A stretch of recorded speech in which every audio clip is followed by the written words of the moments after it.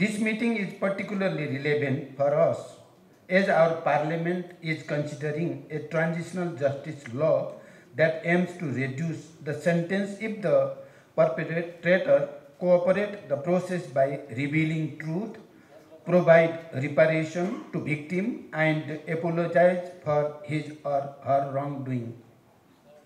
I would prefer to be here for the whole day and learn more about Colombian process. However, I have other commitment and obligation which does not allow me to do so. Nevertheless, I will be more than happy to receive the conclusion or if any feedback of this seminar. Before we discuss the sentencing policy in the context of the transitional justice, we need to consider the nature and context of the conflict and its impact on establishing democracy and ensuring social transformation. The new constitution itself is the product of the peace agreement which incorporates almost all human rights enshrined in international human rights law. The immediate enforceability of the economic, social and cultural rights in the Constitution can be marked as the major achievement which was a key agenda of the conflict. The above-mentioned constitutional promises were only possible because of the people's movement and people's war. Secondly, we successfully integrated the former combatants to the Nepal army and in the Nepalese society. However, we are yet to address the past human rights violations.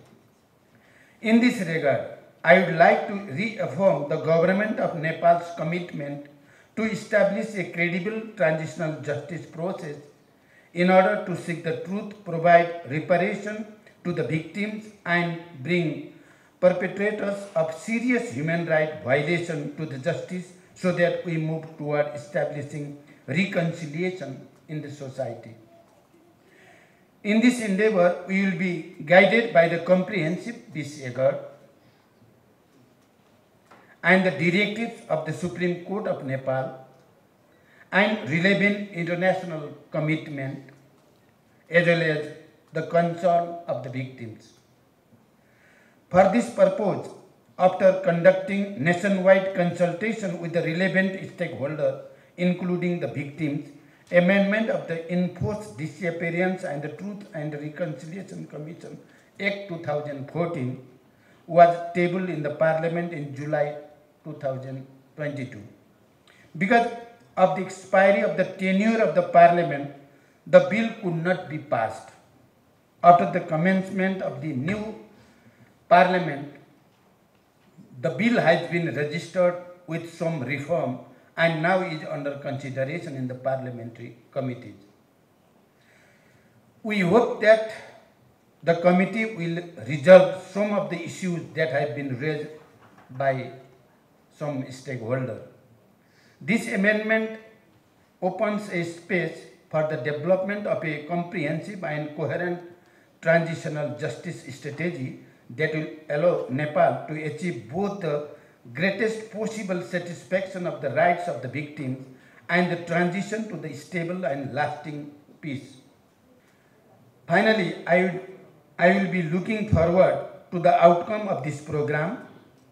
I hope the contribution of the experts and the participants would help us to further enhance our ongoing transitional justice process. We are really ready to revise and promote the bill according to the genuine suggestion of the stakeholder.